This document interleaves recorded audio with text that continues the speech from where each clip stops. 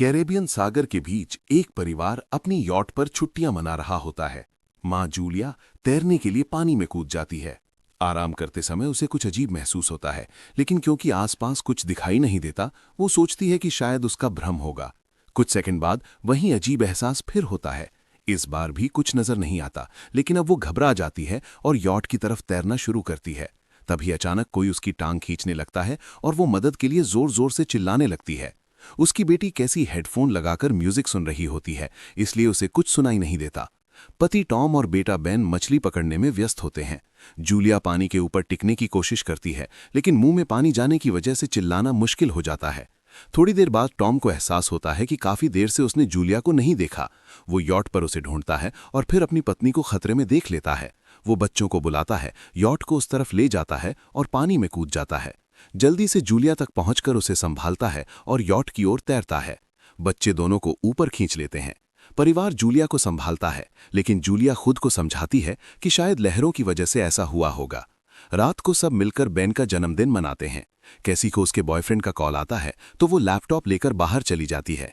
Video call में उसका boyfriend दिखाता है कि शहर के ऊपर बड़े बड़े काले बादल छा गए हैं। कॉल ग्लिच होकर फ्रीज हो जाती है। कैसी ये बात परिवार को बताने आती है, लेकिन टॉम कहता है कि शायद जमीन से दूर होने की वजह से सिग्नल कमजोर है। तभी सबको एक आवाज सुनाई देती है। वे सब बाहर जाते हैं और देखते हैं कि वेल मछलियों का एक समूह गुजर रहा है। टॉम समझाता है कि वेल मछलियां हमेशा पृथ्वी के मैग्नेटिक फील्ड को फॉलो करती हैं, लेकिन जब तूफान आता है तो वे कंफ्यूज हो जाती हैं। अचानक यॉट जोर से हिलती है और बेन गिर जाता है। टॉम को चिंता होती है कि कहीं यॉट को नुकसान तो नहीं पहुंचा, इसलिए वो डाइव करके नीचे चेक करने चला जाता है।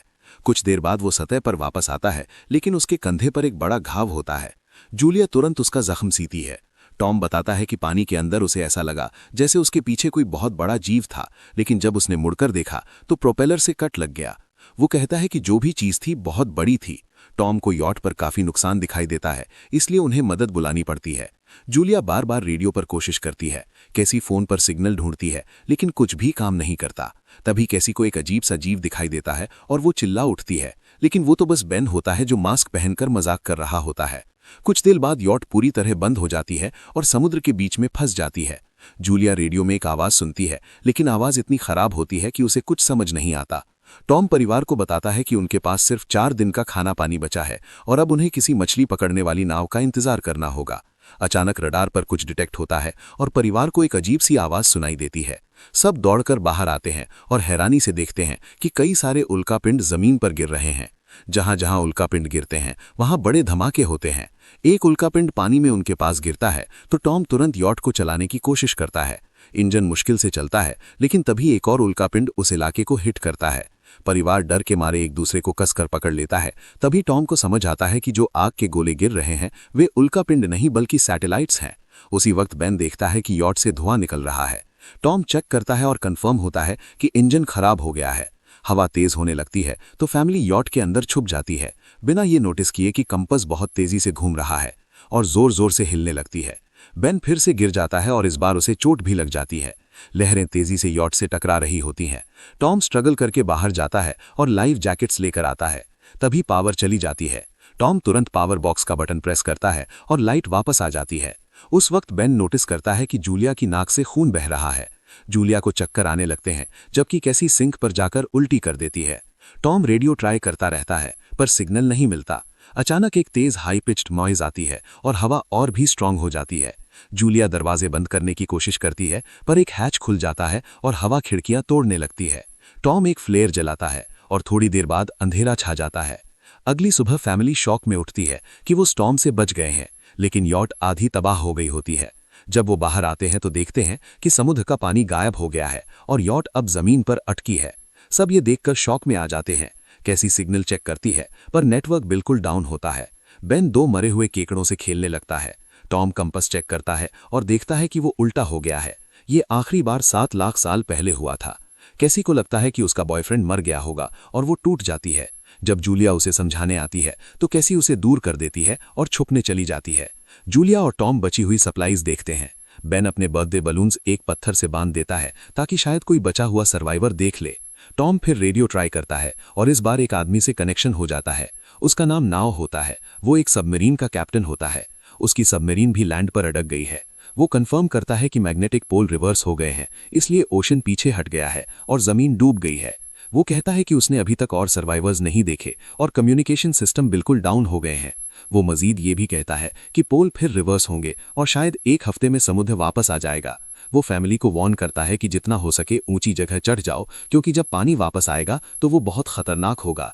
वो बोलता है उसका पार्टनर क्रैश में मारा गया और सबमरीन में बस 3 लोगों की ही जगह है। जूलिया और टॉम उससे कहते हैं कि प्लीज हमारे बच्चों को बचा लो। वो उन्हें अपने कोऑर्डिनेट्स दे देता है। टॉम कैलकुलेट करता है कि सबमरीन तक पहुंचने में 2-3 दिन लगेंगे। वो फैमिली से कहता है आज रात अच्छे से आराम कर लो, कल सुबह हम निकलेंगे। अगली सुबह फैमिली सामान पैक कर रही होती है। तभी टॉम को पास में कुछ हिलता हुआ दिखता है।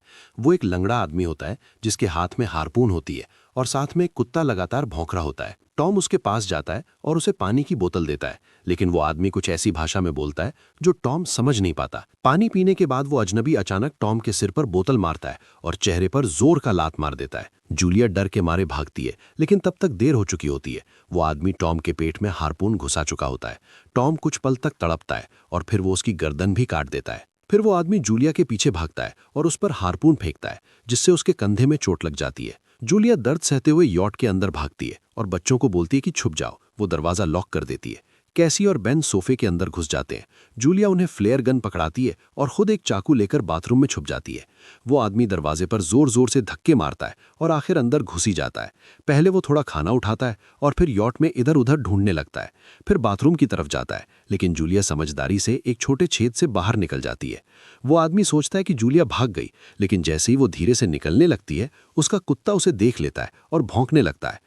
कुत्ता उस पर झपटता तो जूलिया चाकू से उसे मार देती है। कुत्ते की चीख सुनकर वो आदमी बाहर आता है और अपने कुत्ते की लाश देखकर आग बबूला हो जाता है। इस बीच जूलिया यॉट के दूसरे साइड से अंदर जाने की कोशिश करती है। वो ऊपर चढ़कर टूटी हुई खिड़की से अंदर घुसने लगती है, लेकिन वो आदमी पहले ही वहां पहुंच जाता है।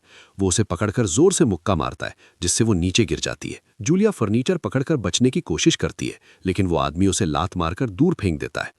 फिर वो उसकी कलाई पर पैर रख देता है ताकि वो चाकू छोड़ दे और फिर उसके बाल पकड़कर उसका चेहरा जमीन पर दे मारता है और सोफे पर फेंककर उसका गला दबाने लगता है। बच्चे ये सब कुछ देख रहे होते हैं।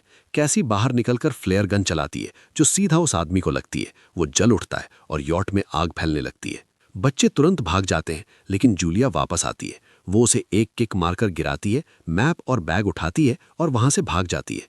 बेन और कैसी अपने पापा के पास जाकर रोने लगते हैं।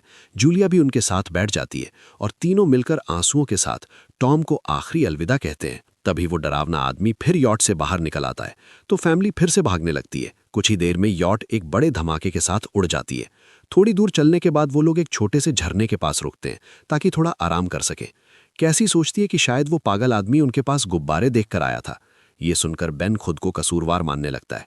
जूलिया उसे समझाती है कि इसमें उसकी कोई गलती नहीं थी और सबको आगे बढ़ने को कहती है, क्योंकि वो आदमी अभी भी उनके पीछे है। रास्ते में एक छोटे तालाब के पास बेन एक मरी हुई हैमरहेड शार्क देखकर हैरान रह जाता है। तभी जूलिया नोटिस करती है कि वो आदमी फिर उनके करीब पहुंचने वाला है। सब लोग दौड़ पड़ते हैं और एक रेत के टीले से नीचे गिर जाते हैं, जहां उन्हें जहरीला कचरा दिखाई देता है। फैमिली सावधानी से उसे पार करती है और लगता है कि उन्होंने उस आदमी से पीछा छुड़ा लिया है। चलते चलते उन्हें बड़े बड़े मरे हुए एनिमल्स और समुद्र के नीचे जमा हुआ सारा प्लास्टिक दिखने लगता है। बेन धीरे धीरे चलने लगता है, तो जूलिया समझ जाती है कि वो डिहाइड्रेशन के करीब है। वो सबको रुकने को कहती है। जब वो पानी की बोतल देखती है तो उसे झटका लगता है। बोतल में पानी लगभग खत्म हो चुका होता है। कैसी को एहसास होता है कि शायद उसने बोतल ठीक से बंद नहीं की थी। जूलिया गुस्से में चिल्लाती है कि उसकी लापरवाही की वजह से पानी खत्म हो गया। कैसी जवाब देती है, क्या फर्क पड़ता है, वैसे भी हम बचने वाले नहीं हैं। दोनों के बीच लंबी बहस होती है, फिर भी फैमिली आगे चलती रहती है। कुछ देर बाद उन्हें क्रैश हुआ प्लेन मिलता है। अंदर कुछ हिलता डुलता देख सब डर जाते हैं, लेकिन वो सिर्फ कुछ पक्षी होते हैं। फैमिली तय करती है कि रात यहीं प्लेन के अंदर गुजारेंगे। वो थोड़ा सा स्नैक शेयर करते हैं और जूलिया को टॉम की जैकेट में एक फैमिली फोटो मिलती है, जिसे देखकर उसका दिल टूट जाता है। कैसी पूछती है, मॉम आप और डैड की लव स्टोरी क्या थी? जूलिया मुस्कुराकर बताती है, टॉम हॉस्पिटल में मेरा पेशेंट था। फिर एक दिन उसने फूल और एक प्यारी सी कविता देकर अपना प्यार जताया था। रात के बीच में कैसी प्लेन से बाहर जाती है, तभी वो डरावना आदमी पीछे से पकड़ने की कोशिश करता है, लेकिन जूलिया अचानक पीछे से उस पर टूट पड़ती है और बार बार चाकू से वार करके उसे मार देती है। कैसी अपनी माँ को गले लगाकर शांत करती है। अगली सुबह उस आदमी की लाश पर कीड़े गुंड पड़े होते हैं। फैमिली नोटिस करती है कि उसके शरीर पर कई काटने के निशान हैं, मतलब इस एरिया में कोई खतरनाक जीव छिपा हुआ है। जैसे ही वो लोग वहां से निकलते हैं, केकड़े उसके मुंह से बाहर निकल आते हैं। कुछ घंटों बाद जूलिया और कैसी मैप देख रही होती हैं, लेकिन बेन धीरे से आगे निकल जाता है। जूलिया चिल्लाती है, रुक जाओ, लेकिन बेन एक तालाब में झुककर पानी पीने लगता है। जूलिया तुरंत उसे खींचकर बाहर निकालती है और समझाती है कि अनजान पानी उसे बीमार कर सकता है। धूप बहुत तेज हो जाती है तो फैमिली अपने सिर कपड़ों से ढक लेती है। बेन को चक्कर आने लगते हैं। तभी उन्हें कुछ पुरानी कुर्सियां मिलती हैं और जूलिया और कैसी उनसे एक टेम्पररी शेल्टर बना लेती हैं। जूलिया बेन को इंजेक्शन लगाती है और तय करती है कि रात वहीं बिताएंगी। सुबह जूलिया एक अजीब सी आवाज सुनकर उठती है। बाहर जाकर देखती है तो क्रैब्स का एक बड़ा झुंड उनकी तरफ आ रहा होता है। वो तुरंत बच्चों को उठाती है और तीनों भागना शुरू कर देती हैं। भागते भागते उन्हें एक बड़ा कार्गो शिप दिखाई देता है। वहां 3 क्रू मेंबर्स जिंदा होते हैं। एक औरत उनकी मदद करना चाहती है, लेकिन बाकी 2 आदमी मना कर देते हैं और तीनों फैमिली को बाहर छोड़कर कंटेनर लॉक कर लेते हैं। क्रैब्स पास आ जाते हैं। जूलिया बच्चों को कंटेनर के ऊपर चढ़ाती है। खुद जब चढ़ने लगती है तो क्रैब्स उसके पैर को जोर से काट लेते हैं। बच्चे उसे खींचकर ऊपर चढ़ाते हैं, नहीं तो वो नीचे गिर जाती। कंटेनर के एक छेद से आधे क्रैब्स अंदर घुस जाते हैं। क्रू मेंबर्स फायरिंग शुरू करते हैं, लेकिन क्रैब्स उन पर हावी हो जाते हैं और दोनों को मार डालते हैं। आखिरी आदमी छत के होल तक पहुंचता है, लेकिन क्रैब्स उसे भी नीचे खींच लेते हैं और वो भी मर जाता है। जूलिया अपने जख्म पर पट्टी बांधती है और बेहोश हो जाती है। कुछ देर बाद जब वो उठती है तो खुद को रेत के तूफान के बीच अकेली पाती है। वो घबराकर बच्चों को ढूंढने लगती है। एक मरी हुई औरत का हथियार उठाती है और जोर जोर से चिल्लाती है। कैसी उसकी आवाज सुनकर लौट आती है और बताती है कि वो और बेन मदद ढूंढने गए थे, लेकिन कोई नहीं मिला। फिर दोनों बेन से मिलते हैं, जिसे एक खुला कंटेनर मिलता है जहां वो तूफान खत्म होने तक रुक सकते हैं। जूलिया टॉम का लाइटर निकालती है और अपने जख्म को जलाकर बंद करती है, जो बेहद दर्दनाक होता है। तूफान थमने के बाद उन्हें एक और कंटेनर मिलता है, जिसमें बहुत सारी पानी की बोतलें होती हैं। बॉडीज चेक करते वक्त उन्हें एक रेडियो और एक गन भी मिलती है। जूलिया नाव से संपर्क करती है और बताती है कि मैप खो गया है। इस पर नाव बताता है कि उन पर आर्थ्रोपॉड्स ने हमला किया था।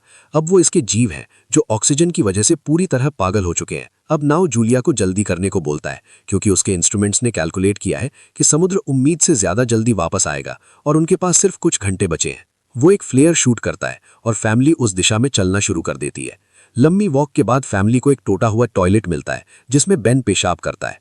अब वो लोग आखिरकार सबमरीन को पास ही देख लेते हैं, लेकिन वहां पहुंचने के लिए उन्हें एक बड़ा चट्टानी रास्ता पार करना होगा।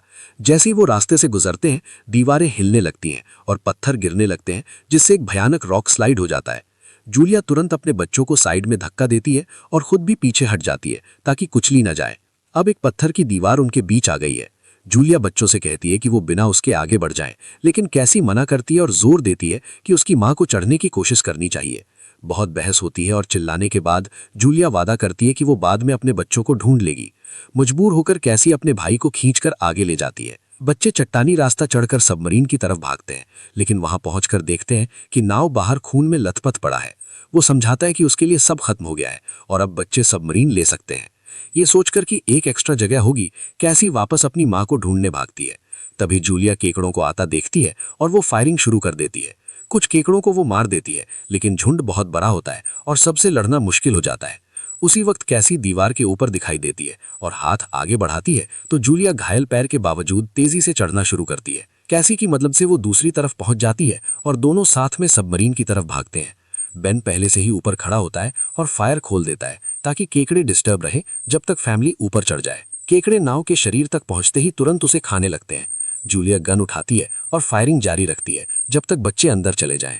जब वो सुरक्षित हो जाते हैं, जूलिया समझती है कि गोलियां खत्म हो गई हैं, तो वो गन केकड़ों पर फेंक देती है और अपने बच्चों के साथ अंदर चली जाती है। फैमिली हैच को अच्छे से लॉक करती है और खिड़की से केकड़ों को सबमरीन के चारों तरफ देखती है। इसी वक्त समुद्र वापस आ जाता है तो तीनों तुरंत अपनी सीटों पर बैठकर बेल्ट पहन लेते हैं और एक दूसरे का हाथ पकड़ लेते हैं। तेज लहरें सबमरीन को जोर जोर से इधर उधर फेंकना शुरू कर देती हैं, जिससे जूलिया को पूरी जर्नी के विजन दिखने लगते हैं और कैसी उल्टी कर देती है। जल्दी ही वो हाई पिच आवाज वापस आती है और फैमिली बेहोश हो जाती है। कुछ देर बाद जूलिया और बच्चे होश में आते हैं और खुद को जिंदा देखकर खुश होते हैं। वो हैच अनलॉक करके बाहर निकलते हैं और देखते हैं कि लहरों ने सबमरीन को एक तबाह शहर में गिरा दिया है, यानी अब जिंदा रहने और नया जीवन शुरू करने की उम्मीद